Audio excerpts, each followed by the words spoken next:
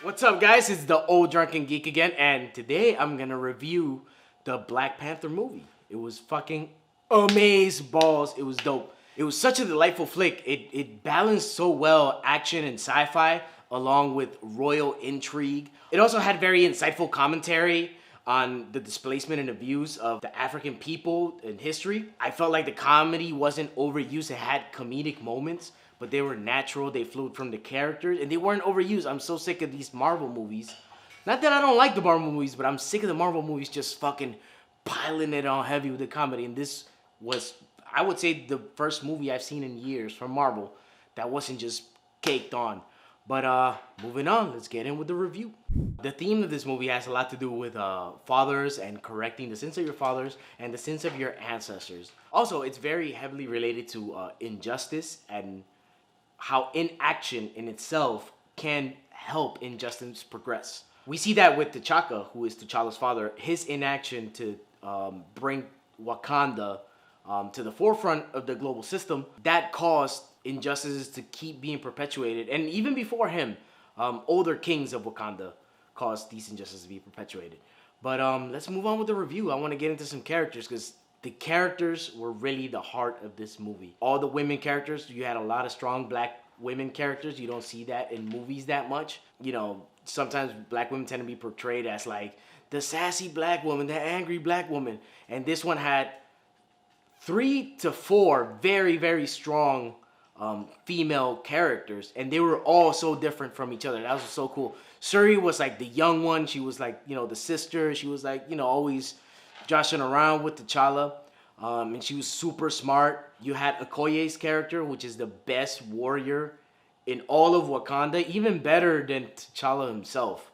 I thought that was super cool, super dope how they did that. Not only was she like the dopest warrior, but she was super loyal to T, and not necessarily loyal just to T'Challa.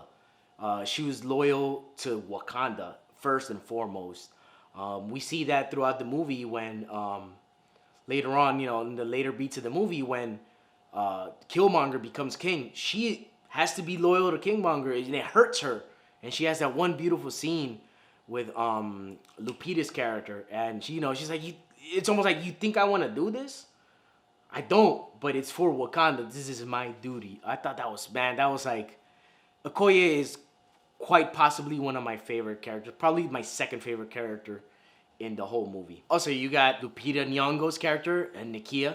She was super dope in this. She was also another side of the prism of this independent woman jewel that they had, you know? She was another strong woman of her own mind.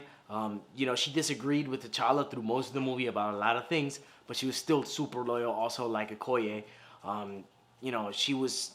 I like that scene in the beginning where he comes down, he beats everybody up when they're in Nigeria. She's like, "Yo, you fucking up my operation. What are you doing?" You know, I just like the character in general. She was also supportive as fuck and loyal as fuck to T'Challa when shit started going down. Also, Angela Bassett's character, his mom, she was cool too. You know, she was also like a strong leader and stuff, but she had like a very small part, in my opinion. Everybody that's flipping out about Angela, I love Angela, but you know, let's keep it G.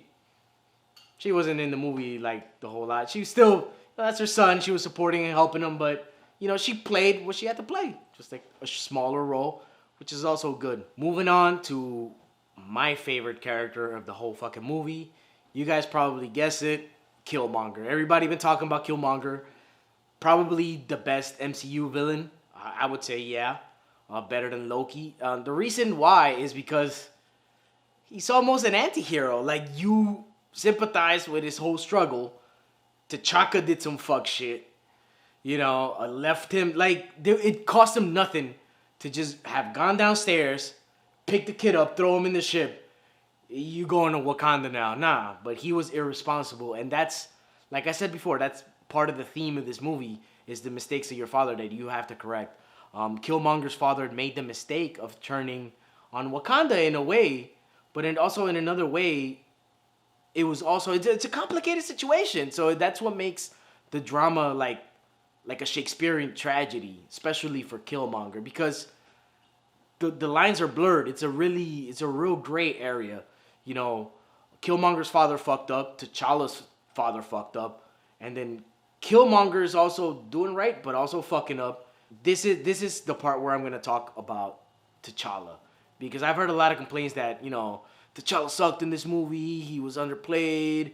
A lot of people. But like my thing is, he's the hero of the movie. Yeah, he had to make room for some of the secondary characters like Okoye, really cool characters, Killmonger, obviously, and yeah, he had to make room for them. But you could also say that about Captain America in Civil War.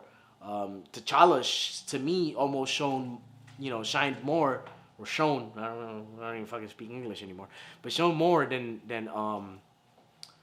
Steve Rogers did in Civil War with his small part that he had. I felt like T'Challa didn't have to take a back seat because he was still in the forefront. It was still a story about him, but you are kind of distracted by these side characters because they're so cool and because of the novelty of them being introduced. I feel because the heart of the story is about T'Challa, and the heart is about the story is about his character and the choices that he makes. Because ultimately, he does make a choice. He does, at the end of the movie, bring Wakanda to the rest of the world, bring Wakanda's technology to the rest of the world. He had to make a choice. He didn't know about Killmonger, and that's why he gave him a fair one. He gave him a fair one. He was like, "I come to challenge you, for the throne," and everybody's like, "We don't know him. You don't have to." He's like, "No, I will do it." He gave him a fair one. He did what was just, even if it didn't benefit him. But then when he came back, he gave it to Killmonger. I don't care. Okay, Killmonger might have handled him a little bit in the waterfall. He did, but his hubris also got the best of him. And instead of just like, I would have snapped his neck. I want the throne. Like, I'm not gonna throw you off the waterfall. What the fuck is that?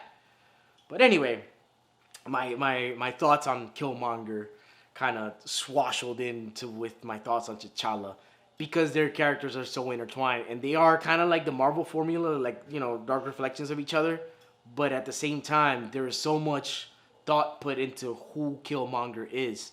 Even from the beginning, just how smooth he was in the museum and how he was talking to that, a lot of that is Michael B. Jordan as well, but how he was talking to the lady, like blah blah blah. And then when Claw had his girl, he's like, I don't give a fuck about that bitch. Boom! Shot right through her. So it was like, you understood all his motivations. They start telling about his life, and you understood why he was doing what he was doing. And I mean, he was a little too bloody, but was he wrong, really? Like, if you grew up, he grew up in Oakland. If you grew up where he grew up, wouldn't you have that thought? And the other thing that I hear a lot is T'Challa was depowered. And I do agree with that. He was kind of depowered. But everybody talking about his karate skills, that's not why I think he was depowered, even though he could have fought a little bit better. Everybody's like, no, he got his ass whooped by M'Baku. Then he got his ass whooped by Killmonger. He only really got his ass whooped by Killmonger. He defeated M'Baku. Let's just get that right. He defeated, it's got to be dramatic for the movie, dog. What is he going to fight everybody and wreck everybody off rip? That makes no sense. M'Baku had to give him a little challenge. Plus, he's supposed to be Man-Ape from the comics, who is one of his classical villains. So you understand him how, Which, by the way, sidetrack note. The guy who played M'Baku made me laugh. We will not have it. That was funny. And I'll eat your kids. Nah, I'm just kidding. We're vegetarians. I don't know. Side note, I just had to give a shout out to M'Baku. Back to T'Challa. I felt he was a little depowered, but not in his fighting skills. I thought he was more depowered in his intelligence, because it seemed like Shuri was doing all the tech, and he wasn't doing any of the tech. He's just the king, and he can fight, and he's a diplomat. It's all good, but Black Panther's supposed to be super smart too. He's supposed to hang up there with Reed Richards. So that's one thing that I thought was that's how I thought he was depowered. The scene where she's she was showing him shit in the lab. He should have been like, oh, but did you change the oscillator on the thing? And she should have been like, oh, what do you think I am, Tony Stark? Or something like that, They should have shown that he's just as smart as Shuri, or maybe just only a little bit less smart. Yeah, but like I said, T'Challa was the hero because he did correct or did his best to correct a lot of the injustices that just historically have been done. you know, to his people. Not necessarily the Wakandans, but just like African people in general.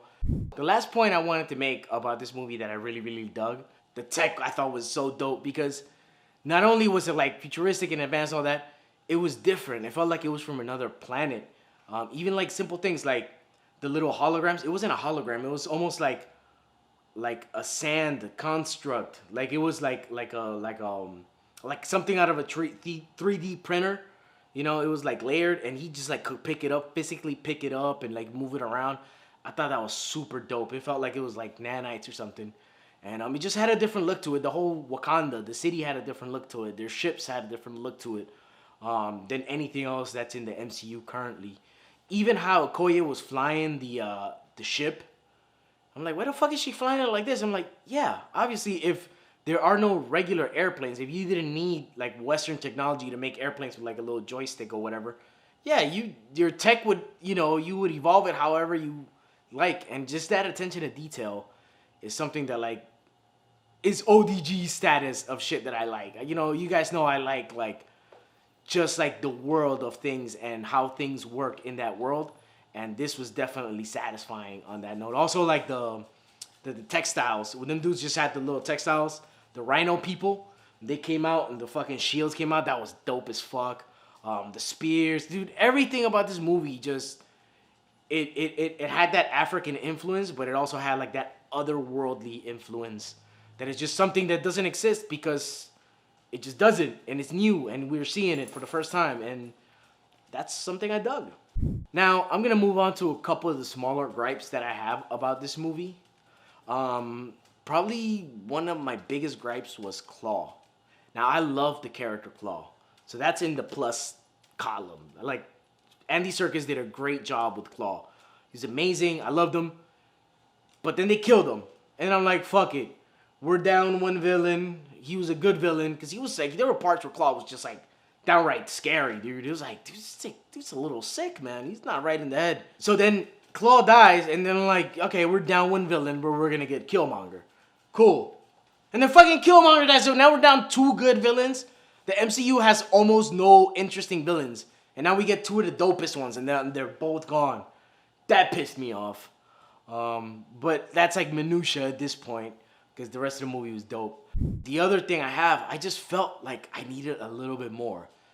Like the movie could have been like another 20 minutes longer, and I would have been satisfied. It didn't fully satisfy my stomach. It's not like the risotto in Seinfeld terms. You know what I mean? Like I just felt like they just needed a little bit more to just like bring it over the top. All in all, as far as my ODG rating, I'm going to give this movie 4.25 shots. 4.25 shots. For the little gripes that I had, it kind of weighted a little bit on it. But,